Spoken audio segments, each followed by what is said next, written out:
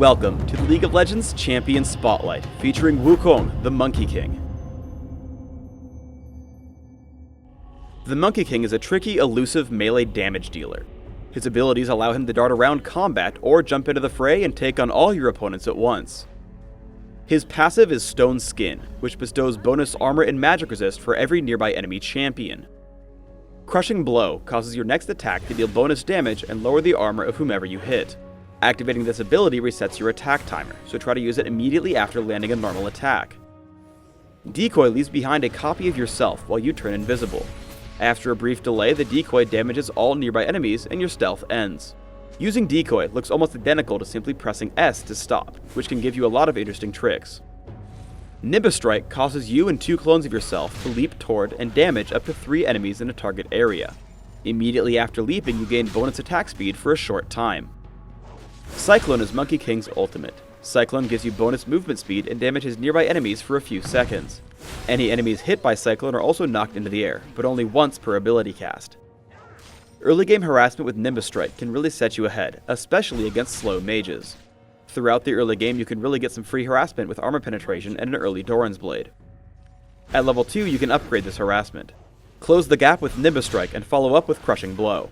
As you can see, I repeatedly force Veigar back to his turret, chewing through health potions. I continue to pressure Veigar throughout the lane, knowing that I can secure the kill with Ghost and Flash. After dropping him to 10% health, I try to head behind his turret to cut off his escape. Seeing him hide underneath it, I make sure to take my time. Once I see him cast Dark Matter, I move around it and only push in when I know I'll land all my abilities. I flash out and take the kill relatively unscathed. Cyclone is a great way to set up for your teammates. I see Pantheon begin Grand Skyfall, so I use Ghost and Cyclone to guarantee a knockup on Veigar. Once I know the kill is secured for Pantheon, I back off to make sure I survive the encounter. In mid, I take on Ezreal. I leap in with Nimbus Strike, and after he tries to evade me, I hit him with Crushing Blow to reduce his armor before taking him down with Cyclone. Because of Sheen, my burst damage is strong enough to take on Olaf, forcing him to run. Monkey King also makes for a great assassin. Here I clean up Ezreal after a small fight. With Ghost and Trinity Force, I have an even easier time with Leona. With over 500 movement speed, there's no chance for her to escape, especially when I trigger the slow from Trinity Force. Monkey King has a ton of hidden complexity. As I run from the fight in mid, I decoy and then change directions, hoping that my opponents will continue to head left. They guess correctly, so I Nimbus Strike to the enemy farther away, which allows me more distance from the enemy Monkey King. Once I make it out, I see Leona get into a fight. Unfortunately, upon seeing Veigar, I don't see any way of helping, so I have to let her die. After retreating, I see Decoy is back up, so I stay around to see if I can get into a fight. Sure enough, the enemy Monkey King shows up. In close quarters, you want to lead with Crushing Blow, as it will make Nimbus Strike deal more damage. At this point, I decoy. Pantheon is coming in from the top left. My decoy is camping in the brush, and I head to the bottom right. As a result, there's no way for him to escape, and we pick up the kill after his stealth ends. Pressing S for stop looks almost identical to actually activating decoy. As I'm getting chased, I simply stop to trick my opponents. After waiting exactly 1.5 seconds, they assume I ran to the bottom brush, as that's the only location I could have reached without being seen. So, I decoy and head up, guaranteeing my escape as they check below. We get into a large team fight in mid. Immediately I head for Olaf to try to save my teammate. As I chase, I can't quite get into range for Nimbus Strike. However, I know it will target multiple enemies, so I jump to Ezreal and the resulting clones kill Olaf for me. I chase Ezreal with Cyclone and lead him to knock out Veigar and to wait for his Arcane Shift.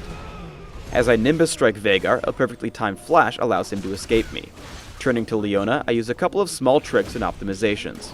I land Crushing Blow first to lower her armor, then I land a second basic attack, which lets her walk out of range, but I can Nimbus Strike to catch back up. I use Decoy, which allows me to get extra close with Leona while I wait for Crushing Blow's cooldown. I use the fact that Crushing Blow resets my auto attack timer to get 2 attacks in much more quickly than I would otherwise be able to. Let's show the previous trick more cleanly. We dive Ezreal at his turret. I jump him with Nimbus Strike, follow up with a basic attack, and immediately use Crushing Blow, dropping him to less than 1/4 of his health. As he runs, I simply chase with Ghost and Crushing Blow, because I know he'll die in one more attack. Juking enemies with Stop is probably my favorite part of Monkey King, so I'll show it to you again. Here I'm chased by the enemy Monkey King. I press Stop and he just turns around, giving up on the chase, so I simply walk away. I run away from a teamfight in mid. An unsuccessful stop juke gets me low, and ultimately I have to use Decoy and Flash to escape.